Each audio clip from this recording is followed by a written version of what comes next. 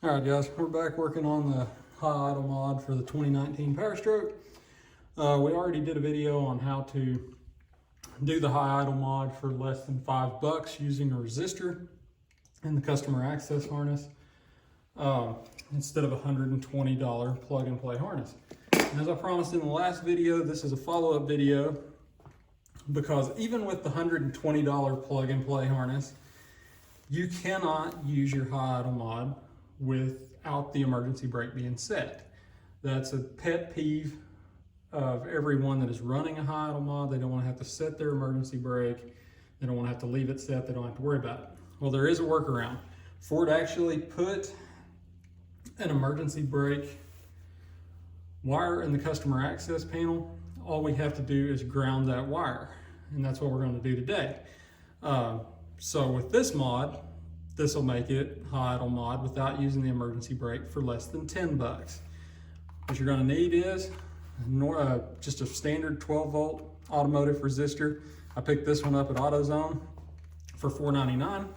You're going to need 4 little strands of blunt cut wire. This will be what we hook onto the relay and then install in the customer access panel. I'm going to use 4 blade adapters to tie onto this because I think it'll be cleaner. Put a little bit of heat shrink on each one of them.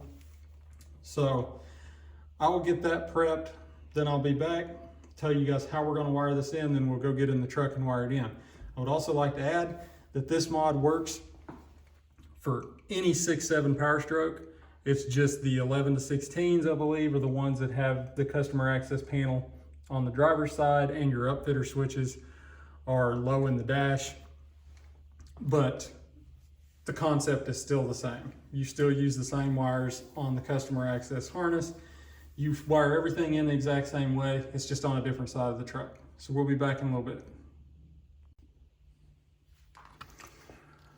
All right, so I got my wires attached to this.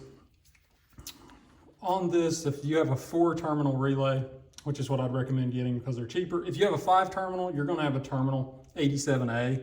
You just don't use it. It doesn't change anything. If you have a 4-terminal, you're going to have terminals 85, 86, 87, and 30. Now, depending on the terminal, they may be laid out a little bit different.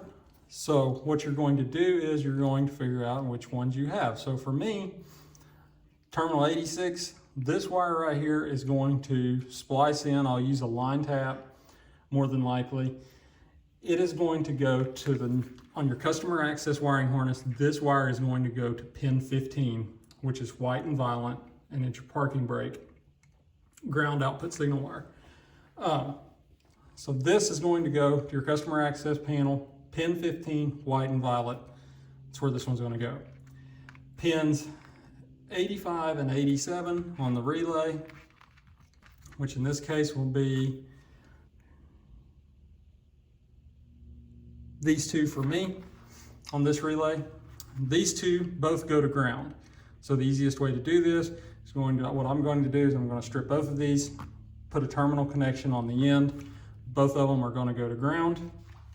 Your one remaining wire right here is going to go to the number 7 pin yellow and green wire that goes to your pass-through.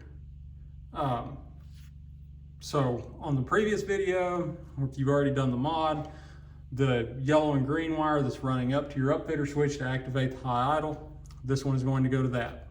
So pins 85 and 87 are going to ground. Pin 86, sorry about that, is going to go to your yellow and green on your pass-through. And then pin 30 is going to go to pin 15 on the customer access harness, which is the white and violet wire, which this will all make more sense when we get in the truck. I'm going to put a little bit of heat shrink on these, get them cleaned up, get these 2 put together, get a terminal on them, then we'll be in the truck to get this installed. All right, have the relay wired up. As I showed you, everything's heat shrunk. This is what I showed you before. This is going to be pin 85 and 87. They're connected together with a lug. We're going to run these to ground. Chose to do pin 86 on the relay The red wire, again, this will go to your yellow and green pin 7 on the customer access panel to your pass-through wire. And then pin 30 is the black wire that's by itself. This one will attach to pin 15, the white violet wire on your customer access wiring harness. So we'll get this in the truck. We'll be back there. All right, guys, we're back in the truck. Have the relay, which I know earlier in the video I said resistor. Guess what? Don't care. Anyway, swap this out for a bigger loop on the end because I'm going to ground to this stud right here.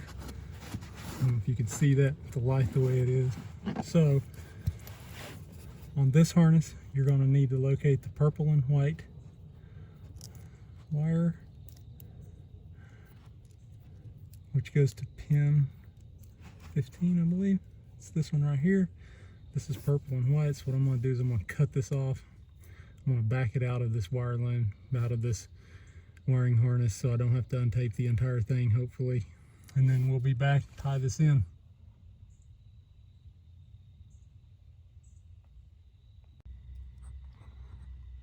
Alright, I had to run and get some heat shrink, and now it's gotten dark on me.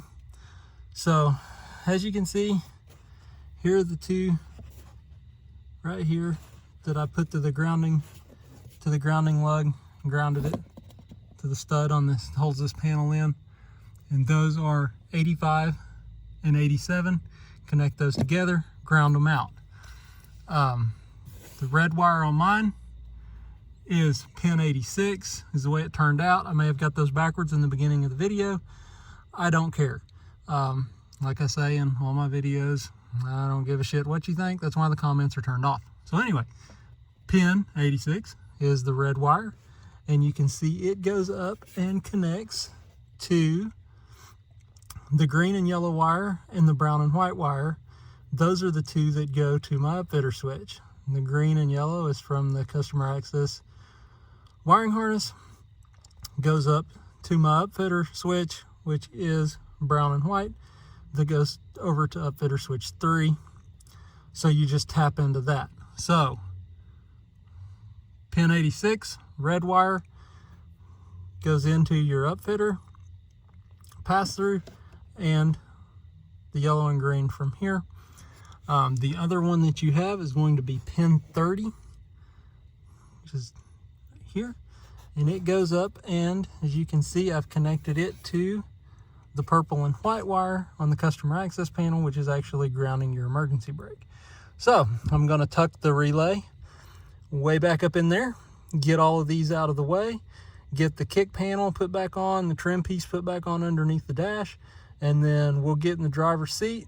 If everything works as it should, I should be able to start the truck, flip upfitter switch 3 without the emergency brake being set, and the truck will go into high idle. So we'll be back in a little bit. All right, we're back in the truck. We have it running. Have the kick panel installed, everything put back on the passenger side, relay tucked up in there. So if everything works as it should, I flip upfitter switch 3, should kick into high idle. As you can see, emergency brake is not set. The only thing I'm going to do is kick on switch 3.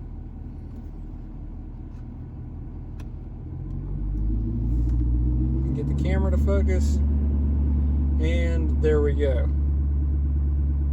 You will notice that the truck is going to say that the emergency brake is on. However, it is not. Using the emergency brake wire in the customer access wiring harness allows us to ground the brake. So when you have the high idle active, the truck thinks the emergency brake's on, so the brake's on, does not affect anything. As soon as you flip your upfitter switch off, emergency brake light goes off and you're ready to roll. Anyway, that's it for tonight. We'll be back in the next few days. To fix another Ford F-up where the side lights on your tow mirrors turn off after you get over, I think, 5 miles an hour, 7 miles an hour, whatever it is. It's very annoying. So we're going to show you the workaround on that so you can set it up and they will come on at any speed and stay on until you turn them off.